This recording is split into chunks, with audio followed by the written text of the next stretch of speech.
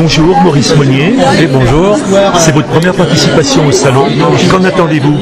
Oui, au salon de Gélin, oui, c'est ma première participation. Oui, oui, tout à fait, oui. Voilà, donc qu'en attendez-vous? Ah ben, j'en entends déjà de faire des rencontres. Hein, pour moi, c'est très important. J'ai déjà beaucoup dialogué avec mon voisin de gauche, c'est très enrichissant. Voilà. Et puis évidemment aussi quand même pour vous vendre quelques romans, hein, parce que c'est quand même le but, quoi. Voilà. Oui, bien sûr. Voilà. Donc La Poudre aux yeux est votre premier roman? C'est ça, oui. C'est mon premier roman. Oui. Donc il a pour cadre le Haut-Doubs. Oui. Le personnage principal, donc Sylvestre, est un émailleur. Oui. Et je crois que vous étiez c'était mon ancien, artisan émailleur. Est-ce qu'il y a une part d'autobiographie dans ce roman? Mais non, ce qui peut être autobiographique, c'est le travail, parce qu'évidemment, donc là, c'était le travail d'un émailleur, c'était le mien.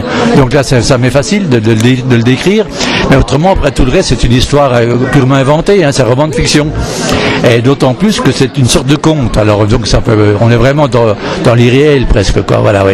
Mais du coup, c'est un conte philosophique qui donne beaucoup d'optimisme à la vie. Voilà. Je crois qu'il y a Sylvestre est hanté par un personnage un peu mystérieux, insaisissable. Est-ce que vous pouvez nous parler un peu de... C'est ça, c'est-à-dire que ce personnage, il le rencontre d'une façon très très fortuite, et il va pour le remercier, ce personnage, il va lui donner à Sylvestre de la poudre d'émail. C'est une poudre d'émail vieil or. Et lorsqu'il va travailler cette poudre d'émail vieil or, il va avoir des visions. Et ces visions sont très positives, très belles, et ça va lui redonner goût à la vie. Il avait un peu perdu le goût à la vie. Et ces visions vont lui redonner le goût à la vie. Et comme il trouve cet émail extraordinaire, il va tenter de le retrouver, ce personnage, mais à chaque fois il va lui échapper, il n'arrive pas à le retrouver.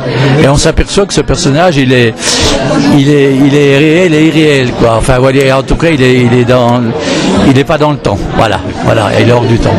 Est-ce que vous avez d'autres projets? Oui, j'ai un autre roman qui est en cours de fabrication, on va dire, oui, d'écriture. Oui. D'accord, merci beaucoup. Moi, je vous en prie.